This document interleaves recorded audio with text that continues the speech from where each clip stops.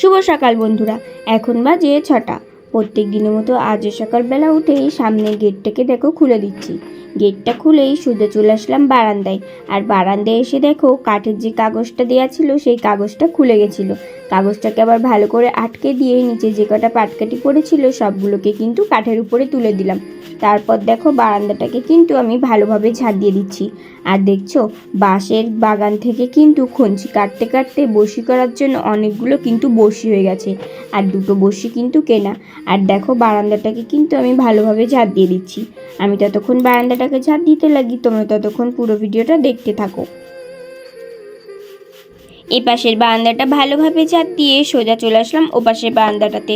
আর এ পাশের বারান্দাটাও দেখো আমি কিন্তু ভালোভাবে ঝাড় দিয়ে দিচ্ছি। আর অন্য দিনের তুলনায় আজকে দেখছো কত কিন্তু ঝকঝক করছে। কেন বলো তো? কারণ বাইরে কিন্তু প্রচণ্ডই রৌদ্র উঠেছে। আর আমি দেখো ভালোভাবে কিন্তু নোংরাগুলোকে ঝাড় দিয়ে নিচ্ছি। আর মোড়াটা একটু সরিয়ে নোংরাগুলো কিন্তু এখানে জড়ো করে নেব। আর ব্যালকনিটাকে একটু ভালোভাবে ঝাড় দিয়ে নিলাম। আর দেখো পা মোছাটা এখানে ছিল, পা মোছাটাকে তুলে একটু ঝেড়ে আবার কিন্তু ওখানে রেখে দিলাম। আর যেসব নোংরাগুলো সব নোংরাগুলোকে হাতে করে আমি কিন্তু ওই খালের পাড়টাতে ফেলে দিয়ে আসবো। আর নোংরাগুলোকে দেখো ভালোভাবে জড়ো করে আমি কিন্তু হাতে ধরে রাখলাম। তারপর যে সব ধুলোগুলো ছিল সব ধুলোগুলোকে এক জায়গায় জড়ো করে আমি কিন্তু এই বাড়ির সামনেটাই দিয়ে দিচ্ছি। আর রাস্তাটা কিন্তু প্রচণ্ডই কাদা, সেই জন্য কিন্তু রাস্তাটা আর ঝাড় দিলাম না। তারপর নোংরাগুলোকে দেখো খালের পাড়ে ফেলে সোজা কিন্তু আমি বাড়িতে চলে আসলাম।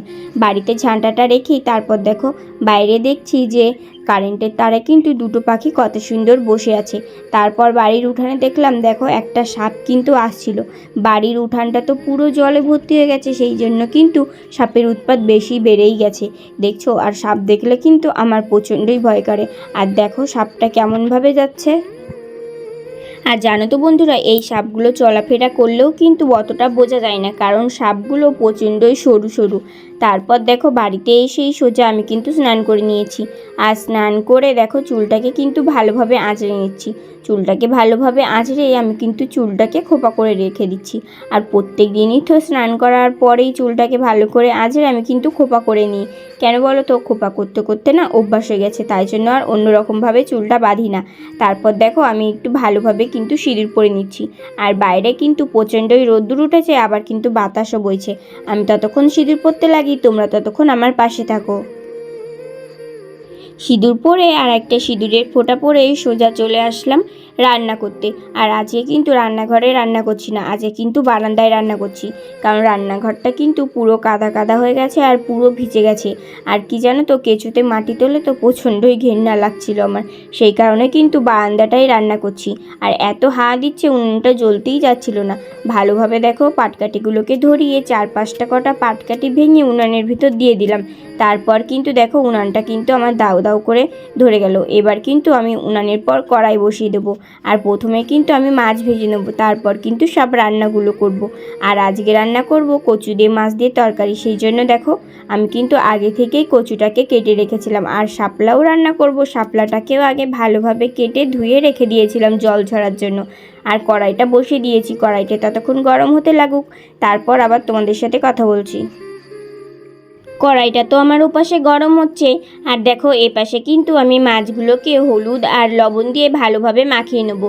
আর 2-1টা করে কিন্তু পাটকাঠি দিচ্ছি। কেন বলো তো? ঘরে উনানের থেকে এই উনানটায় রান্না করতে গেলে কিন্তু পাটকাঠিগুলো যেমন ভাঙা আছে তার থেকে আরও 2 ভাগ করতে হয়, মানে ছোট ছোট করে তারপরে কিন্তু উনানে জাল দিতে হয়। আর দেখো মাছগুলো কিন্তু আমি ভালোভাবে লবণ হলুদ দিয়ে মাখিয়ে রেখেছি। আর 2-1টা করে পাটকাঠি দিচ্ছিলাম। আর ওই উনানে রান্না করলে কি একটা সুবিধা হয় বলো তো? যেখানটা শুধু আগুনের তাপ লাগে সেখানটাই শুধু কালি কালি হয়। আর এই তুলা উনানটায় রান্না করলে কিন্তু কড়াইয়ের চারিপাশে কিন্তু কালিতে ভর্তি হয়ে যায়। আর আমার দেখো কড়াইটা কিন্তু ভালোভাবে গরম হয়ে গেছে। কড়াইটা ভালোভাবে গরম হলেই আমি কিন্তু তেলটা দিয়ে দিয়েছি। আর পাটকাঠিগুলো বারবার দিতে হচ্ছিল বলে তাই জন্য দেখো 2-1টা কাঠ নিয়ে আসতে গেলাম। আর এই কাঠগুলো দিলে তাও বারবার অতটা কিন্তু আমাকে জাল দিতে লাগে না। আর তেলটা দেখো ভালোভাবে গরম হলেই আমি কিন্তু তেলটাকে চারি সাইডে ছড়িয়ে দিচ্ছিলাম, যাতে মাছগুলো না লাগে। আর যদি এইভাবে না ছড়িয়ে দিই তাহলে কিন্তু মাছগুলো গায়ে লেগে যায়। আর দেখো মাছগুলো এখন আমি কিন্তু তেলে দিয়ে দিচ্ছি ভাজার জন্য। আমি ততক্ষণ মাছটা ভাজতে লাগি। জানো তো বন্ধুরা, যেদিন না তেলটা ভালোভাবে গরম হয় না সেদিন কিন্তু মাছগুলো পুরো তুলতেই পারি না কড়াই থেকে, মানে কড়াইতে লেগে যায় আর তুলতে গেলে কিন্তু ভেঙে ভেঙে যায়। আর যেদিন ভালোভাবে কড়াইটাকে গরম করে নিই সেদিন কিন্তু আর মাছগুলো একটাও ভাঙে না, মাছগুলো যেমন দিই তেমনই কিন্তু আস্তে আস্তে থাকে। আর আজকে জানো তো কড়াইটা ভালোভাবে গরম হয়ে গেছিলো, তাই জন্য কিন্তু মাছগুলো একটা একটা আছে আর মাছগুলো কিন্তু ভাঙেও নি। আর এই ছোট ছোট মাছগুলো ভাজা খেতে কিন্তু খুব ভালো লাগে তরকারির থেকে। আর তেলাপিয়া মাছ কার কার খেতে ভালো লাগে অবশ্যই কিন্তু কমেন্ট করে আমাকে জানিও। আর দেখো মাছগুলোকে কিন্তু আমি দু একবার কিন্তু উল্টে পাল্টে দিচ্ছি যাতে মাছগুলো ভালোভাবে ভাজা হয়। আর মাছগুলো কিন্তু একটু ভালোভাবে ভাজা হলে তারপর কিন্তু মাছগুলোকে তুলে নেব। আর দেখো মাছ ভাজতে ভাজতেও এদিক থেকে কিন্তু পাটকাঠি দেওয়ার তালেই আছি। বললাম না যদি বারবার পাটকাঠি না দিই তাহলে কিন্তু উনানটা লিভে গেলে আর জ্বালাতে পারবো না।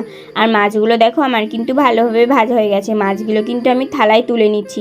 আর দেখছো একটা মাছও কিন্তু ভাঙেনি, যেই কটা মাছ সেই কটা মাছই কিন্তু আস্ত আস্ত আছে। আর মাছগুলো কিন্তু বেশি বড়ও না, মাঝারি সাইজের। আর এই মাছগুলো কিন্তু খেতে আরও বেশিই ভালো লাগে। আর দেখো আমি কিন্তু ওই মাছগুলোকে ভেজে তুলে রেখে আর কটা মাছ দিয়ে দিয়েছিলাম, এই কটা মাছও কিন্তু ভালোভাবে ভেজে নিয়েছি। তারপর কিন্তু থালায় তুলে নিচ্ছি। তারপর দেখো কচুগুলোকে কিন্তু আমি আগে একটু সেদ্ধ করে নেবো, সেই কারণে কচুগুলোকে দেখো আমি কিন্তু সেদ্ধ করতে বসিয়ে দিলাম কড়াইতে। কচুটা সেদ্ধ করতে বসিয়ে কচুতে কিন্তু লঙ্কা আর একটু লবণ দিয়ে দিয়েছিলাম, লঙ্কাগুলো কিন্তু গোটা গোটাই রেখেছিলাম। আর দেখো কচুটা কিন্তু ভালোভাবে সেদ্ধ হয়ে গেছে, কচুটাকে আমি নামিয়ে জল ঝরাতে রেখে দিয়েছি। আর কড়াইটাকে একটু ভালোভাবে দেখো ধুয়ে নিলাম, তারপর কচুর ভেতরে জলটা ফেলে দিলাম। আর এই কচুগুলো কিন্তু আমাদের ওই রান্নাঘরের সামনে হয়েছিল, তোমরা তো সবাই দেখেছো।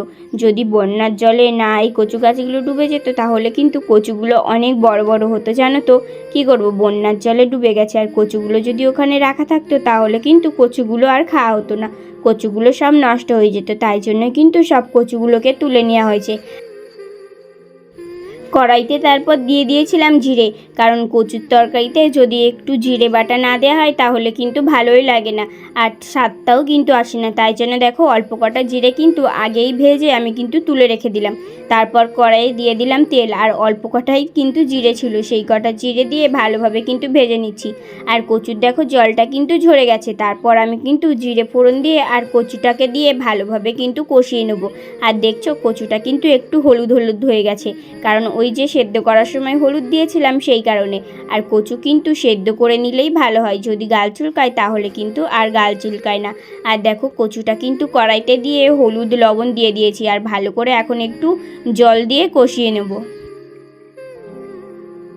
জানো তো বন্ধুরা, কচুটাকে যত কষাবে তত কিন্তু খেতে ভালো লাগবে। আর দেখো কচুটাকে কিন্তু আমি 4-5 মিনিট ধরে ভালোভাবে কষিয়ে নিয়েছি, বেশি আর কষালাম না, কারণ আগে তো সেদ্ধ করে রেখেছিলাম, সেই কারণে বেশি কষালে কচুগুলো কিন্তু ঘেটে ঘ হয়ে যাবে। আর দেখো কচুগুলো কিন্তু খুব সুন্দরভাবে কষানো হয়ে গেছে। এবার কিন্তু আমি দেখো 2-3টে করে পাটকাঠি দিতে থাকছি, না হলে উনানটা লিভে যাবে। আর কচুটা ভালোভাবে কষানো হয়ে গেলে দেখো কচুতে কিন্তু আমি জল দিয়ে দিচ্ছি, জল দিয়ে ভালোভাবে কিন্তু এবার আমি কচুটাকে ঘুটে নিচ্ছি। তারপর কিন্তু এই থালাটা দিয়ে চাপা দিয়ে দেবো। এতক্ষণ না বৃষ্টি হচ্ছিল, আর দেখো আমার যেই তরকারিটা অর্ধেক পথে সেই কিন্তু বৃষ্টিটা শুরু হলো। আর প্রচণ্ড পরিমাণে কিন্তু বাইরে বৃষ্টি হচ্ছিল আর বাতাসও দিচ্ছিল, তাই জন্য দেখো বারবার কিন্তু আমার উনানটা নিভে যাচ্ছিল। আর এখনও কিন্তু বৃষ্টিটা বন্ধ হয়নি, মানে আমাদের উঠানে তো কতটা জল উঠেছে সেটা তো তোমরা সবাই দেখেছো, যতটা উঠেছিল তার থেকে আরও বেশি উঠে গেছে। আর দেখো আমার কিন্তু তরকারিটা ভালোভাবে ফুটে গেলে তারপর মাছগুলো দিয়ে দিয়েছি, মাছগুলো দিয়ে কিন্তু তরকারিটাকে আমি ভালোভাবে 10-15 মিনিট ফুটিয়ে নেব। আর দেখছো এক পাশ দিয়ে কিন্তু খুন্তি ঘুরতে হচ্ছে আর এক পাশ দিয়ে কিন্তু পাটকাঠি দিতে হচ্ছে, আর বাইরে কিন্তু প্রচণ্ডই বাতাস বইছিল। আর দেখো ভালোভাবে কিন্তু আমি তরকারিটাকে ঘুটে দিচ্ছিলাম, দেখছিলাম যে আর কতটা ঝোল লাগবো, অল্প একটুই কিন্তু ঝোল লাগবো, আর একটু হলে তারপর কিন্তু তরকারিটাকে নামিয়ে নেবো। আর জানো তো বন্ধুরা, রান্না করতে গেলেই কিন্তু এই কাঁধের 2 সাইড দিয়ে পুরো ভিজে যায়, কেন বলো তো, কারণ প্রচণ্ড পরিমাণেই ঘেমে যায় তো। আর 2 সাইড দিয়ে কিন্তু মুছি, সেই কারণেই কিন্তু ঘেমে যায়। আর যেই নাইটিটা পরে আছি সেই নাইটিটা কিন্তু ডিজাইন করা ছিল, নাইটিটা দেখেছো ডিজাইনগুলো উঠে কিন্তু পুরো সাদা হয়ে গেছে, দেখতে কিন্তু কেমন লাগছে। তাও কি করব, এই নাইটিটাকে কিন্তু পরতে হয়। আর দেখো তরকারিটা কিন্তু আমার ভালোভাবে রান্না করা হয়ে গেছে, তরকারিটাকে নামিয়ে কড়াইটা দেখো আর একটু কিন্তু ভালোভাবে ধুয়ে ফেলে দিচ্ছি জলটা ফেলেই কড়াইটা কিন্তু আবার উনানের পর দিয়ে দিলাম। এবার কিন্তু আমি শাপলাটাকে রান্না করব। আর দেখো কড়াইয়ে আর একটু তেল দিয়ে দিচ্ছি। এবার কিন্তু 4-5টা কাঠ দিয়ে দিচ্ছি উনানে। তারপর কিন্তু তেলের পর দিয়ে দেবো সর্ষে ফোড়ন। সর্ষেটাকে দেখো আমি কিন্তু তেলের পর দিয়ে দিয়েছি। আর সর্ষেটা একটু ভাজা ভাজা হলে তারপর কিন্তু শাপলাগুলোকে দিয়ে দেবো। আর আজকে শাপলা কিন্তু অনেকটা পরিমাণে হয়ে গেছে। আর দেখো সর্ষেটা কিন্তু আমার ভাজা হয়ে গেছে। তারপর যেসব শাপলাগুলো কেটে রেখেছিলাম সব শাপলাগুলোকে কিন্তু তেলে দিয়ে দিলাম। দেখছো এক কড়াই কিন্তু হয়ে গেছে। এই শাপলাগুলো যখন রান্না হয়ে যাবে তখন কিন্তু একটুখানি হয়ে যাবে। আর দেখো শাপলাটা কিন্তু আমার ভালোভাবে রান্না করা হয়ে গেছে। শাপলাটা কিন্তু প্রায় 10-20 মিনিট ভালোভাবে কিন্তু রান্না করতে হয়েছে। আর প্রচণ্ডই কিন্তু জল উঠে গেছিলো। কারণ কি বলো তো, শাপলাগুলো কেটে আমি এবার ধুয়ে রেখেছিলাম সেই কারণেই। আর দেখো শাপলাটা কিন্তু আমি বাটিতে তুলে নিচ্ছি। আর এখন কিন্তু অনেকটাই বেলা হয়ে গেছে, প্রায় 2টো বেজে গেছে। আমি ততক্ষণ শাপলাটাকে বাটিতে নামাতে লাগি, তোমরা ততক্ষণ পুরো ভিডিওটা দেখতে থাকো।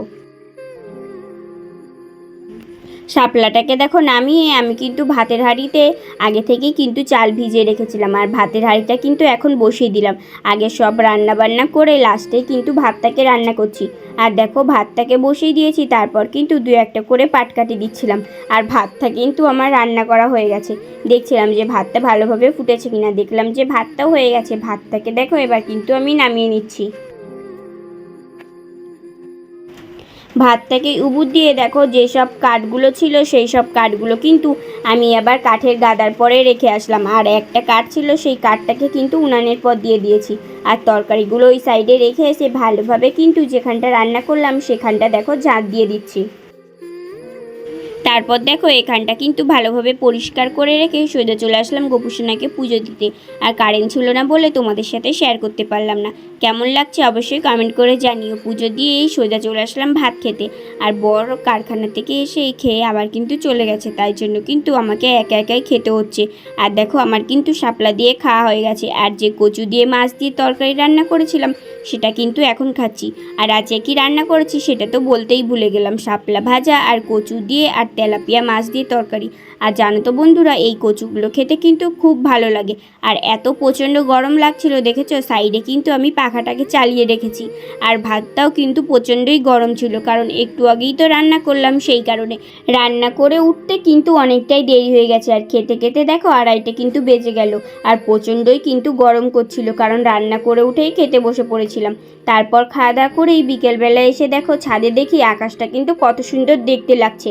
আর বৃষ্টিও কিন্তু পড়ছে। আর দেখছো সূর্যটা কত সুন্দর দেখতে লাগছে। তোমরা যারা যারা আমাকে সাপোর্ট করতে চাও অবশ্যই কিন্তু লাইক কমেন্ট আর বেশি বেশি শেয়ার করে দিও। আর ভিডিওটা যদি ভালো লাগে অবশ্যই চ্যানেলটি সাবস্ক্রাইব করে দিও।